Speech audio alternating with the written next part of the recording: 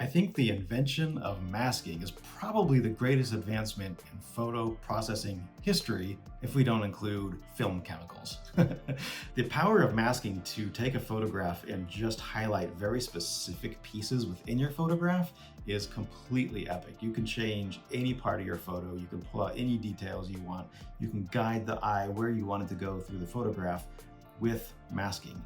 So I want to take you through one of the photos that I recently processed, show you the 6 masking edits that I made to it, show you the original version, the version without any masking edits at all, and then the version with the masking.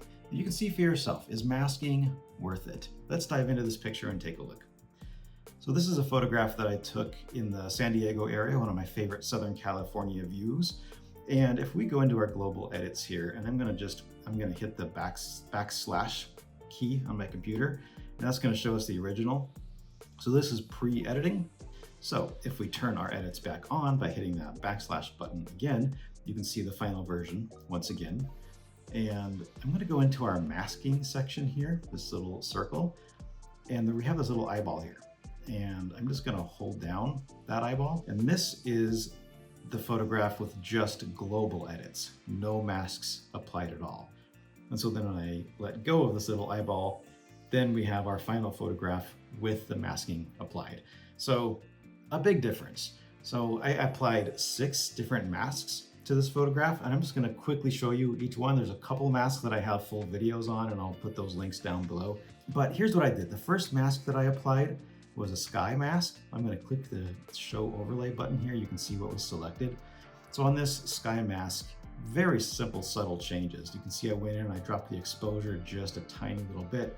I pulled the highlights mostly all the way down and pulled the blacks a good way of the way down because that really pulled out the detail in the sky. And that might have been a little bit too much, but then I compensated again later with some future masks that I'll show you. So really, that's about it for the sky. Pulled up a little bit of magenta, put some magenta in there, and then left texture, clarity, dehaze mostly alone. Looks like I added like +3 on the dehaze. So that's it for the sky edit. The next thing I did is go in and create a mask. Just go into your little plus button here. So then you have your sky, and you have your radial, and you have your linear. On this photograph, those are the 3 I used: sky, radial, and linear. In your photographs, who knows which ones you'll use, and you can experiment with each of these. But radial is probably the most common to use.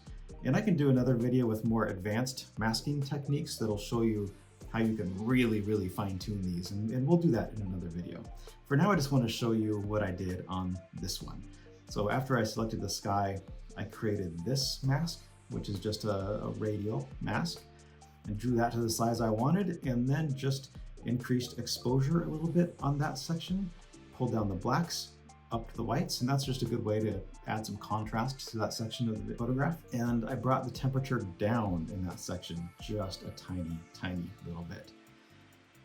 Okay, after that mask, I added a mask here, because when I turn that off, you can see that there is just some really nice sunlight coming through the clouds and highlighting this little area here of this little plant and these flowers. So I've turned that back on and turn off the overlay. You can just kind of see what that did. So there it is off, there it is on. Again, really subtle, but it just adds a little bit more warmth and light to that section that had it anyway. I never add fake light to a photo, I just enhance the light that's already there. Next thing I did is, this is kind of a fun little effect you can play with. So I took this mask, this radial mask here, and then on these little 3 dots, you have this option to duplicate and invert. So I selected that duplicate and invert section, and then that created this mask. So what I did here is just so with this mask, I'll turn that overlay on again, and you can see that that mask selects everything that was not the one that was inverted. So I inverted this mask to get this one, and then just brought the exposure down just a tiny little bit. And if we turn this mask off, you can see what that does. Here it is before that mask was applied, and here it is after. So it's a subtle change to the settings, but adds a really moody effect to the photograph that I really like. Next thing I did is add this linear gradient mask. And so that's what this mask is. It's a linear gradient that's pulled down from the top. You add the overlay, you can see what it did. And I added this one to create kind of a misty haze in the distance. And so to do that, I brought the exposure up a little bit. And here is really the part that makes the biggest effect. You have your point curve here. And this dot in the bottom left, it's usually down here.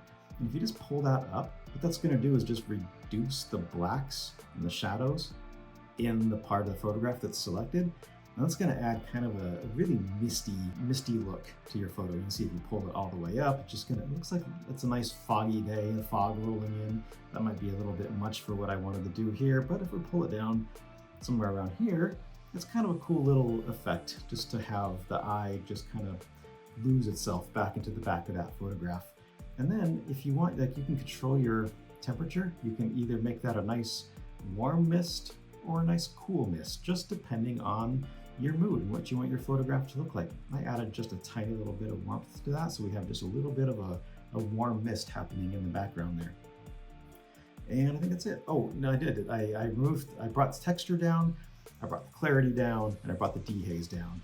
And that just adds just a little more of that softness to the back of that photograph. And mask 5 here, this is where there's a full video down below. This was some people call this the Orton Effect. And so what this will do is add just kind of a nice soft glow to a photo. I have a full video I'll put down below and just talk you through this entire technique.